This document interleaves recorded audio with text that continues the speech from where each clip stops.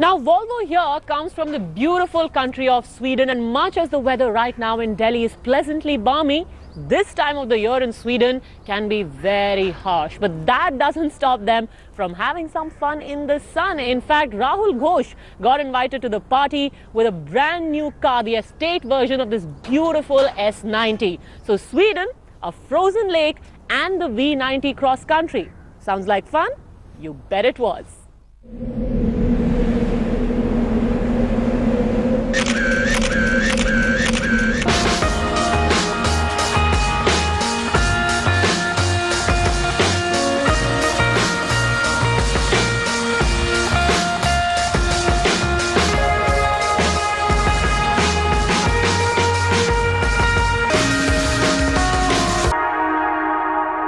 Now, as you can see, I'm dressed like an Eskimo, and perhaps that's because I'm in Sweden, where the temperatures right now are around minus 20 degrees.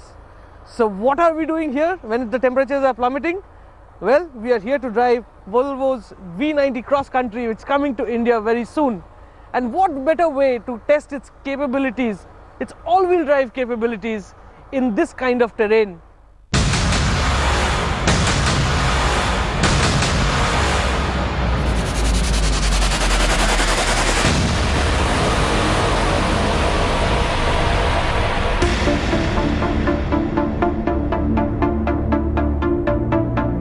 But before we get you all excited, let us tell you a bit about the car we are here to drive.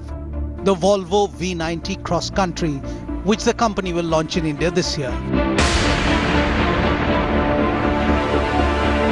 The Swedes, you see, have a fetish towards fine design, and Volvo's new 90 series cars are testimony to that.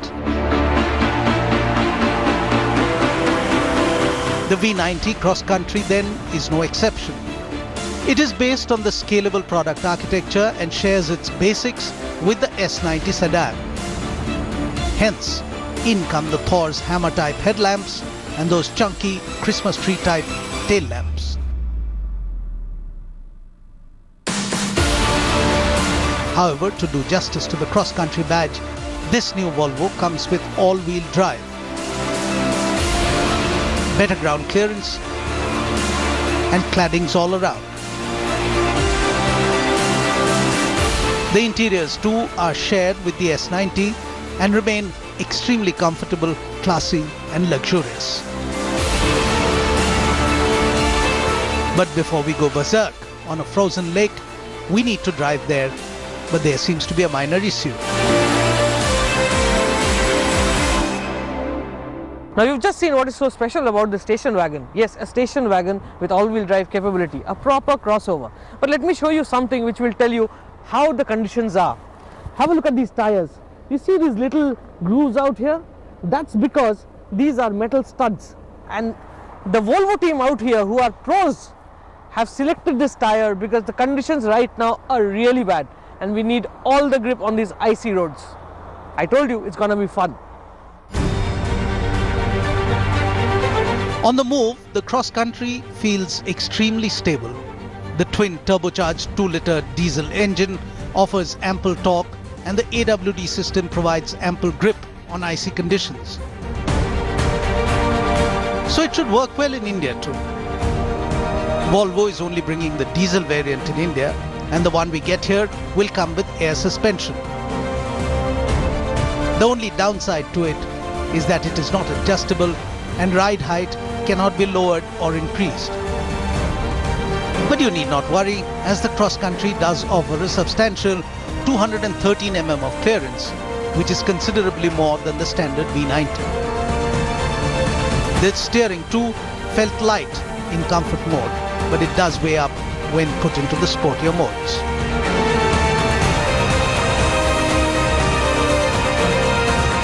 As we turned off the main highway, we realized that we were not on a road anymore, but on Lake Ore. And the sight around was nothing short of breathtaking. Ore is one of those lakes which freeze up during winter, and on it, experts from Volvo had chalked out a track on which we were supposed to drive.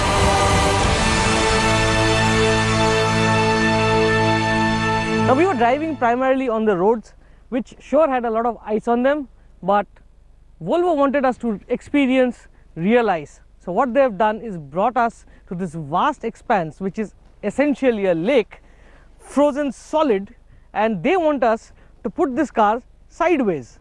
Now sideways also means that you have to take off a lot of security and safety systems off. Let's do it.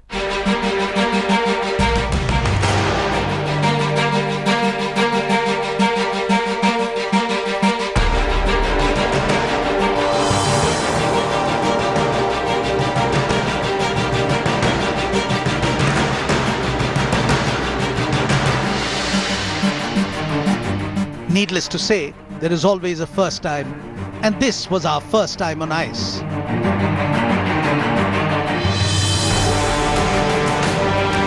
And we did expect that it would require a certain finesse which had to be acquired. As we sped onto the track, there was a certain loss of control. Things were not happening the way they usually do, and the lure of putting this big station wagon sideways was too strong.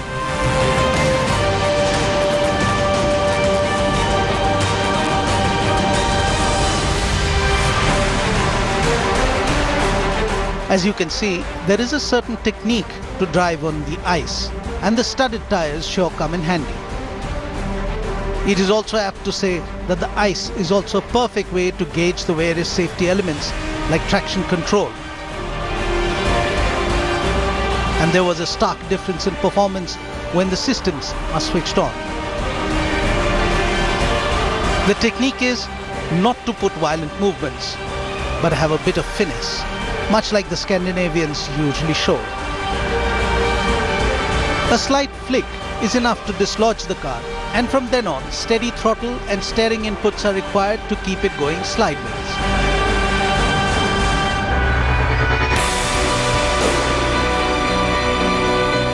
After having a great day on this frozen lake, it was about time to sum up the V90 cross country. Needless to say, that it is going to create a new segment in India when launched in May 2017. But what makes it different are its station wagon roots, which are fused with an SUV. Moreover, we expect it to be priced around the inviting 65 lakh mark. So can this new car create or jumpstart its own segment, which is that of the station wagon? We think it has got the potential. Keeping our fingers crossed.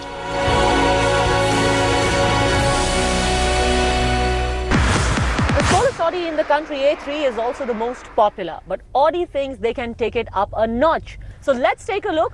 What are the additions and the upgrades to this 2017 model?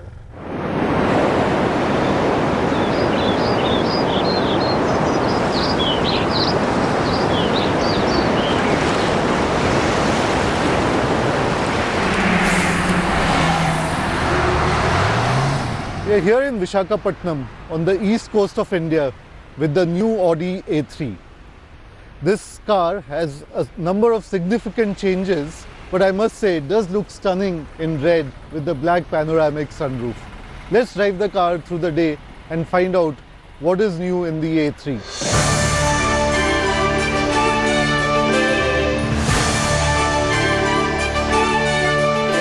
So Audi will be launching the A3 with two engine options, the 2.0 litre PDI diesel and the 1.4 TFSI. These are two engines that Audi has in its range, and even the A4 has the same engines, but on the A3 there is a difference. The 1.4 TFSI comes with cylinder deactivation, which actually means depending on load conditions, the engine can turn into a two-cylinder engine.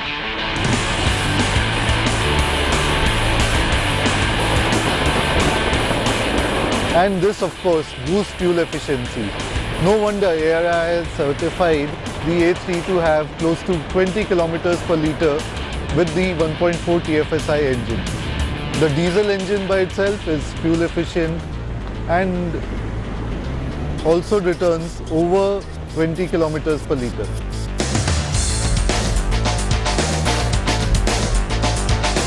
Even though this is the new Audi A3, the interiors haven't undergone that much of a radical change.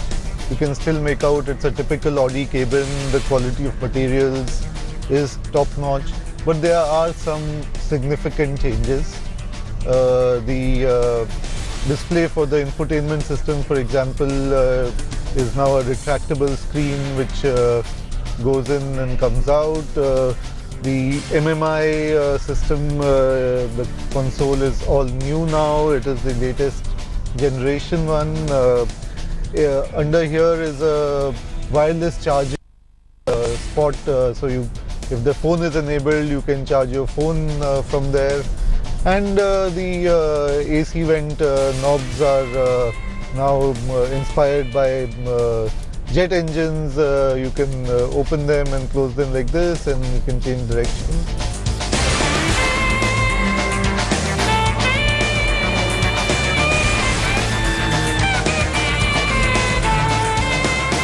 The rear view mirror is now frameless. It looks very sleek and new. The interior lighting is all with LEDs, and of course there's the panoramic sunroof on the top. So overall the interiors are now looking more modern and contemporary, and all the controls are of course there on the steering wheel.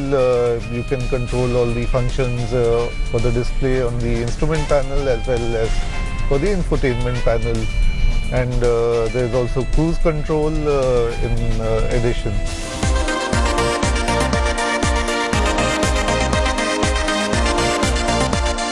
The car we are driving now is the 2-liter diesel, and it is smooth, really torquey.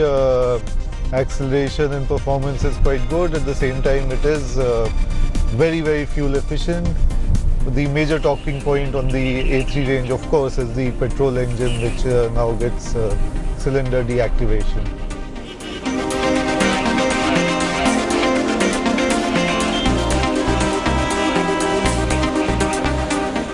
So the A3 now has lost about 100 kgs of weight over the previous Gen car. The car feels sprightly and agile. It feels like a small car to drive in terms of handling, but the ride and the feel of the road surface is like of a much larger car, and that's definitely an advantage in India on Indian road conditions.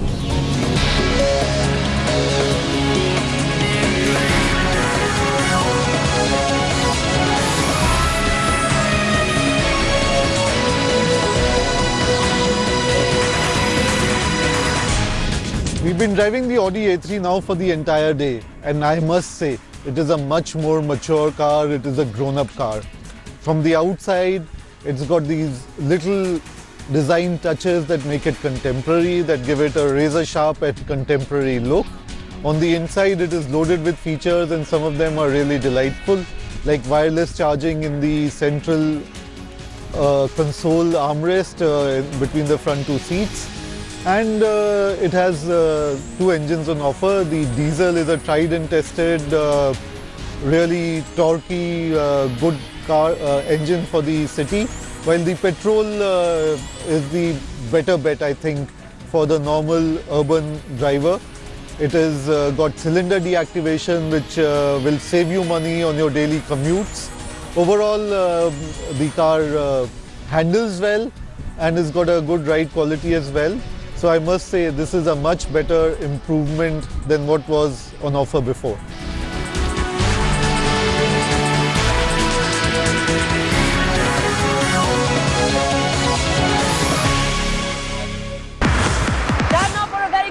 But don't go anywhere, because we'll be back in just a couple of minutes with all the thrills.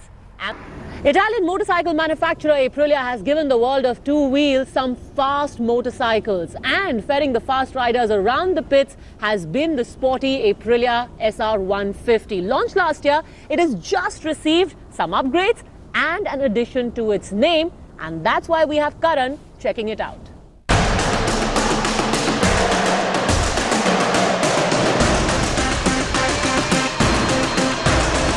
Italian motorcycle manufacturer Aprilia has done it again.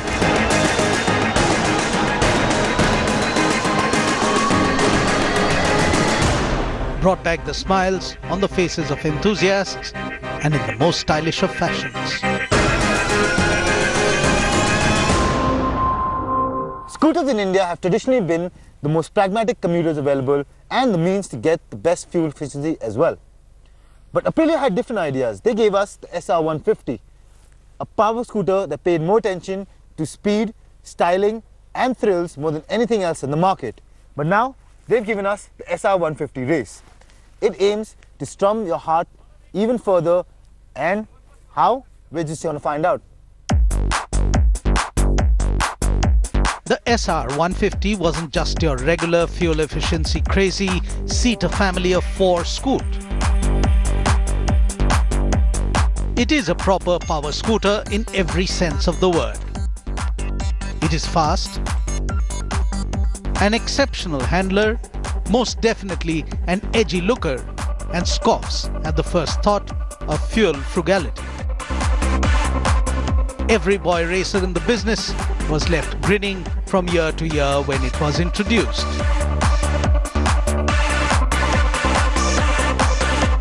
Wanting to bring even more excitement into the mix, Aprilia has given India the SR150 race. So as I mentioned earlier, one of the biggest pulling points of the SR150 was its styling. And this, the SR150 race, takes it up to a whole new level. Let's talk about the changes. The biggest thing you'll notice is the livery. Aprilia has endowed the 150 race with the same livery it uses on their MotoGP bikes, and you can see the tricolor livery looking as beautiful as it can. Second is Alluro Rosso Red alloys, and if you step to the left, well, you'll also notice gold-colored front disc calipers. But it's not about the styling as well. Mechanicals have changed a bit. The CVT gearbox has been slightly retuned, and the gear ratios have been fiddled around with in order to give the bike better acceleration than its standard counterpart. In order to make a bigger first impression than before, Aprilia knew they needed flash. That comes in the form of a maize grey body coating with a tricolour livery inspired by Aprilia's very own MotoGP race bikes, the RS GP. Even the rear suspension spring is finished in fluoroso red.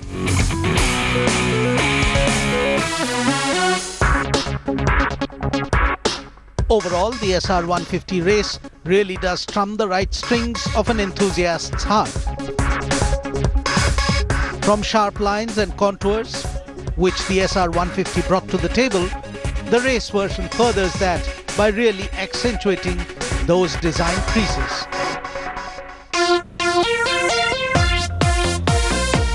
In the handling department, only a handful of scooters can hold a candle to the standard SR150 and the race.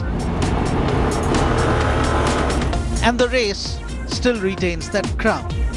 Combine the structural rigidity of the steel frame chassis, tautness of the suspension, and grip from the V rubber tires, what one gets is a recipe for absolute glee.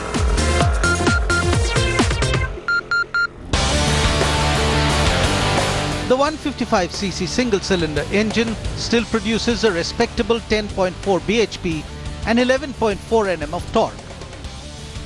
Not many motorcycles even can match the thrill that the SR150 race has to offer, and we are not just talking about commuter motorcycles either. The urgency it has in its performance is really not a trait for everyone and is very much an acquired taste. The amount of hooliganism the SR150 allows is unrivaled, and our unhappy cameraman will be a testament to that fact. For the duration of the whole shoot, we were hopping here and sliding there. A fun scooter could really be an understatement for this one.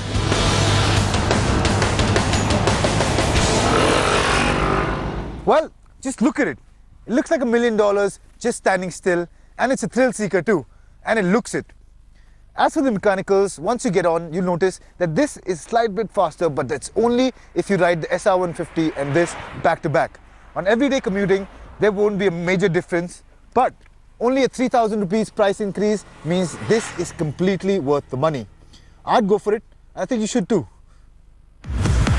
So what's the latest buzz in the world of automobiles, the new launches, the latest product trends and much more up next in this Auto Roundup.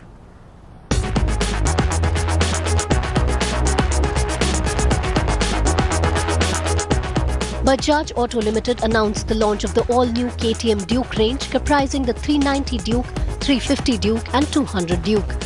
Headlining the all-new Duke range is the 390 Duke. Already a favourite amongst enthusiasts for its thrilling power and race technology, the 390 Duke gets even more potent for 2017. A radical new design is underlined by split LED headlamps, a larger steel fuel tank and a dual-color split frame.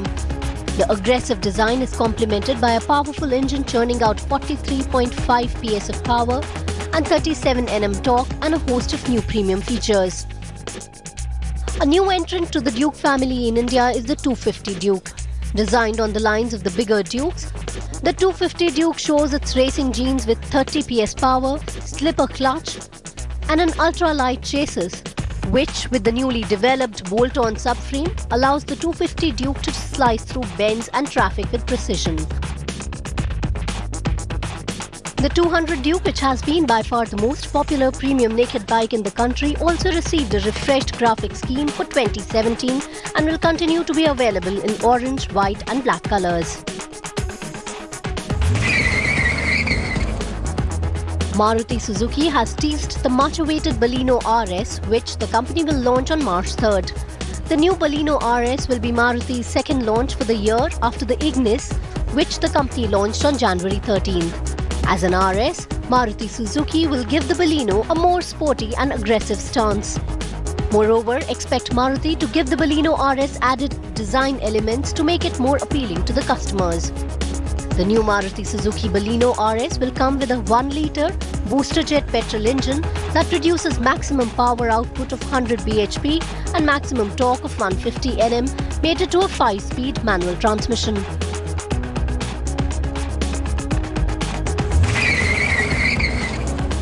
Renault India announced the introduction of a new Kwid RXL 1-litre Smart Control Efficiency variant, which will be offered in both manual transmission and automated manual transmission. Since its launch, Kwid has stood out as an attractive, innovative and affordable car, becoming a key volume driver for Renault India. It is one of the highest selling cars in India and has been instrumental in the growth of the Renault brand across the country. With the objective of making Kwid 1-litre even more accessible to a wider customer base across the country, the new Kwid RXL 1-litre SCE variant in manual transmission is priced at an introductory price of 22,000 more than the corresponding 0.8-litre version, while the new Kwid RXL AMT variant is priced at an introductory price of Rs 30,000 more than 1-litre manual transmission version.